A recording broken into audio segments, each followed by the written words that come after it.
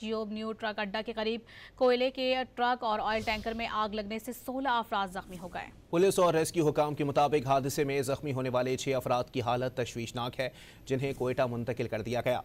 जख्मियों में oil tanker और truck अमला समेत फायर ब्रिगेड और पुलिस एहलकार भी शामिल हैं। जियोब न्यू ट्रक अड्डा के करीब कोयले के ट्रक और ऑयल टैंकर में आग लगने से 16 अफराद जख्मी हो गए। पुलिस और रेस्क्यू हुकाम के मुताबिक हादसे में जख्मी होने वाले 6 अफराद की हालत तशवीशनाक है, जिन्हें कोयटा मुंतकिल कर दिया गया।